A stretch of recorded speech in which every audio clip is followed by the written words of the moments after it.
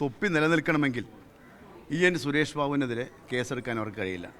പക്ഷേ നമ്മൾ മറ്റ് പല ധാരാളം ഉദാഹരണങ്ങൾ നമുക്ക് മുന്നിലുണ്ട്. അല്ല, CPM-ൻ്റെ ജില്ലാ സെക്രട്ടറി എൻ സുരേഷ് ബാബുവാണ് ഈ അധിക്ഷേപ പരാമർശം നടത്തിയിരിക്കുന്നത്. മാത്രമല്ല, അദ്ദേഹം സ്ത്രീ സമൂഹത്തെ മൊത്തമായിട്ട് അപമാനിച്ചിരിക്കുകയാണ്.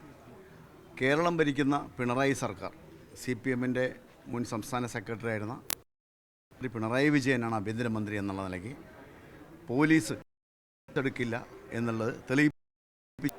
കാരണം പോലീസുകാരുടെ നിസ്സഹായാവസ്ഥ ഞങ്ങൾക്ക് മനസ്സിലാവും. കാരണം തൊപ്പി നിലനിൽക്കണമെങ്കിൽ എൻ സുരേഷ് ബാബുവിനെതിരെ കേസെടുക്കാൻ അവർക്ക് കഴിയില്ല. പക്ഷേ നമ്മൾ മറ്റ് പല ധാരാളം ഉദാഹരണങ്ങൾ നമുക്ക് മുന്നിലുണ്ട്. ഉദാഹരണത്തിന് നീരവ് മോദി, ലളിത് മോദിമാരെല്ലാം കള്ളന്മാരാണെന്ന് രാഹുൽ ഗാന്ധി പറഞ്ഞ് ഒരു BJP പ്രവർത്തകൻ, മഹാരാഷ്ട്ര പൂനെയിലുള്ള ഒരു BJP പ്രവർത്തകൻ പരാതി കൊടുത്തതിൻ്റെ അടിസ്ഥാനത്തിലാണ് രാഹുൽ ഗാന്ധിക്കെതിരെ കേസെടുത്തത്. അല്ലാണ്ട് നരേന്ദ്രമോദി നേരിട്ട് വന്ന് പരാതി കൊടുത്തിട്ടല്ല രാഹുൽ ഗാന്ധിക്കെതിരെ കേസെടുത്തത്. അതുപോലെ തന്നെ നമുക്ക് മുന്നിൽ കേരളത്തിലെ മാധ്യമപ്രവർത്തകൻ ഷാജൻ സ്കറിയ, മറുനാടൻ മലയാളിയുടെ ഷാജൻ സ്കറിയയ്ക്കെതിരെ ഇതുപോലെ നിരവധി കേസുകളും അറസ്റ്റും നടന്നിട്ടുണ്ട്. അങ്ങനെ നിരവധി ഉദാഹരണങ്ങൾ നമുക്ക് മുന്നിലുണ്ട്. നമുക്ക് പാലക്കാട് MLA ആയിരുന്ന രാഹുൽ മാങ്കൂട്ടത്തിൽ, അദ്ദേഹത്തിനെതിരെ ഒരു കേസെടുത്തിട്ടില്ല, ഒരു തെളിവില്ല, പരാതിയില്ല. എന്നിട്ടും കേരള പോലീസ് രാജ്യത്തെ മിക്ക സംസ്ഥാനങ്ങളിലും ആശുപത്രികൾ കേന്ദ്രീകരിച്ച് ക്രൈംബ്രാഞ്ച് അന്വേഷണം നടത്തിയിട്ടുണ്ട്.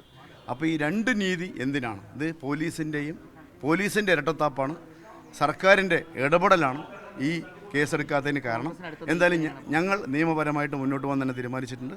കോടതി മുഖേന ഞങ്ങൾ നല്ലൊരു വക്കീലിനെ ഞങ്ങളുടെ പാർട്ടി വക്കീലുമായി ആലോചിച്ചിട്ടുണ്ട്. കാര്യങ്ങൾ ഞങ്ങൾ സംസാരിച്ചിട്ടുണ്ട്. അദ്ദേഹമായിട്ട് ബന്ധപ്പെട്ട് നിയമോപദേശം തേടിയിട്ട് ഞങ്ങൾ മുന്നോട്ട് പോകും. പിന്നെ സംഘടനാപരമായി ഞങ്ങളുടെ ജില്ലാ നേതൃത്വവുമായി ആലോചിച്ച് സ്റ്റേഷൻ മാർച്ച് ഉൾപ്പെടെ ഞങ്ങൾ ആലോചിക്കുന്നുണ്ട്. എന്താ മൂന്നാം കക്ഷിക്ക് പരാതി കൊടുക്കാൻ ബുദ്ധിമുട്ടെന്ന രീതിക്കാണ്. അപ്പോൾ അങ്ങനെയാണെങ്കിൽ ഷാഫി പറമ്പിൽ നേരിട്ട് ഒരു പരാതി കൊടുക്കുകയാണെങ്കിൽ അല്ല, ഇത് ഷാഫി പറമ്പിൽ അദ്ദേഹം MP, Vadakara MP, KPCC working പ്രസിഡൻ്റാണ്. ഇതെല്ലാം ആയത് കോൺഗ്രസ് ആയതുകൊണ്ടാണ്. പരാതി കൊടുത്തിരിക്കുന്നത് കോൺഗ്രസ്സാണ്.